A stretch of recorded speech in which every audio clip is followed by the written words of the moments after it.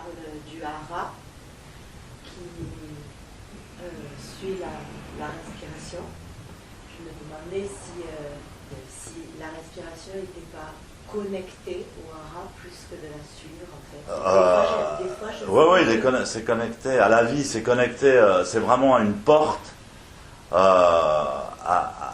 Tu vois, on est fait de bandes énergétiques à l'intérieur et des bandes énergétiques à l'extérieur. Et c'est l'endroit où les deux se connectent. Donc c'est très important. Mais en fait, quand on suit seulement la respiration ordinaire, c'est-à-dire de gonfler le ventre à l'inspiration et de le rentrer à l'expiration,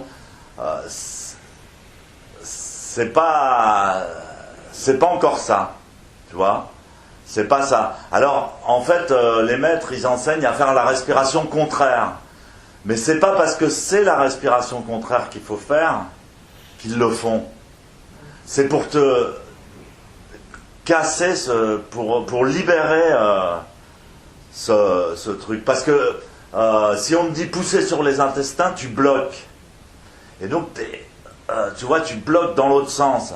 Il ne faut pas que ça soit bloqué. Il faut que ça soit libre. Et c'est très difficile, justement, à libérer. Et une fois que tu ouvres le Kikai Tandem, tu peux ouvrir tous les autres points. Parce que c'est la base. Si tu n'as pas d'énergie, tu ne peux pas ouvrir les chakras. Tu vois ? Si tu dis, je vais me concentrer sur le cœur, l'amour. Si tu n'as pas d'énergie, une fois que tu as l'énergie, tu peux la connecter à n'importe quel... on appelle ça les chakras. Et donc, dans le taoïsme, où on fait la petite révolution et la grande révolution, en fait, on revient toujours au hara. C'est-à-dire qu'on purifie l'énergie de base. Elle est purifiée en tournant autour du corps, et après elle revient c'est là qu'on range, c'est comme le frigo ou le garde-manger, etc.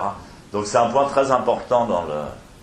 Alors justement les samouraïs au Japon, ils ont appris avec les maîtres zen à se concentrer sur le hara et tout.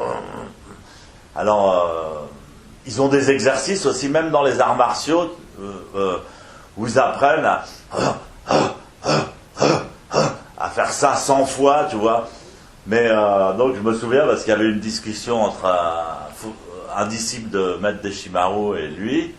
Et le disciple, c'était un gars qui faisait du judo, du karaté, il faisait tous les arts martiaux, il était vraiment là-dessus.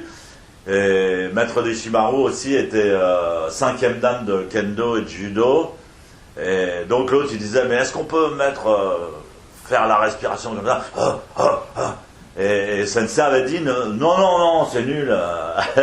C'est nul, c'est pas du tout ça. Au contraire, ce qu'il faut, c'est maîtriser la tension juste au niveau du hara. Et en fait, c'est presque plus difficile à détendre qu'à tendre, tu vois. Il faut pas aller... Alors, la majorité des gens qui font pas zazen, ils sont tendus dans l'autre sens. Ils sont tendus dans la détente du hara. C'est-à-dire que toute l'énergie, elle est concentrée sur l'estomac, les abdominaux. Ils sont un peu coincés en hauteur, si tu veux. Et ils ont un ventre... bon, maintenant, c'est la mode d'avoir un ventre plat, bon. Mais elle est coincée dans l'autre sens. Donc, eux, il faut qu'ils libèrent vers le bas, et qu'ils fassent... il faut qu'ils libèrent vers le bas. Mais si tu coinces vers le bas, c'est pas bon non plus. Il faut qu'elle reste libre. Et c'est ça qui est... au moment où tu arrives à la libérer, tu as vraiment une boule vivante dans le ventre. Et quand on place son énergie là, on est toujours concentré. Tu vois, il n'y a plus de... Si on n'est pas concentré là-dessus, l'énergie, elle part dans tous les sens, les pensées, les machins, les trucs... Tu vois, il suffit de reconcentrer son attention juste à ce point-là, et toute l'énergie, elle se met là, et le mental se calme, et enfin, on peut être concentré dans tout ce qu'on fait. C'est ça le zen. C'est la base du zen, c'est un truc tout con, mais pas si facile, parce que moi, ça fait 45 ans que je m'entraîne à ce truc-là, et j'ai encore des des difficultés à lâcher dans un sens ou dans l'autre, etc. quoi. Voilà. D'autres questions? Bon, bah, si vous n'avez pas de questions, ça... Juste pour que ce soit bien clair, quand on dit que le ventre, qu'on fait la respiration inverse, c'est parce qu'en fait, sur l'expiration, comme on appuie un peu sur l'intestin, bah, c'est juste la masse musculaire qui sort un peu au niveau du ressenti, c'est ça? Oui, le ressenti, ça pourrait être ça.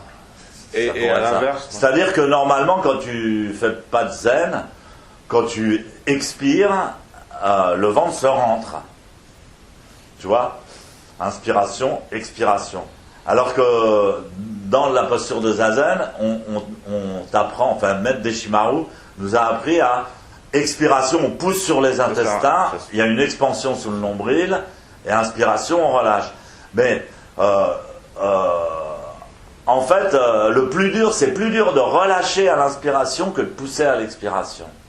Tu vois? Mais si tu n'arrives pas à relâcher à l'inspiration, c'est pas bon. C'est pas bon et c'est même mauvais pour la santé.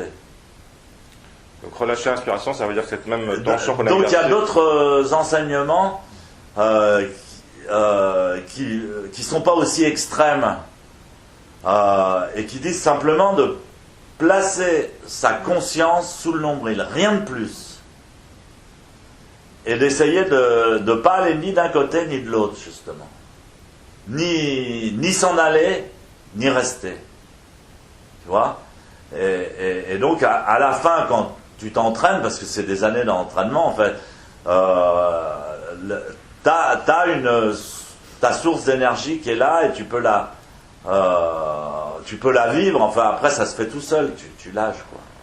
Et là pour le zazen c'est bien, tu peux rester très longtemps, même dans la vie quotidienne, tu vois, si tu fais de la calligraphie ou si tu fais du samu, t'es pas en train de penser, t'es dans ton truc, voilà. Donc c'est un secret du zen.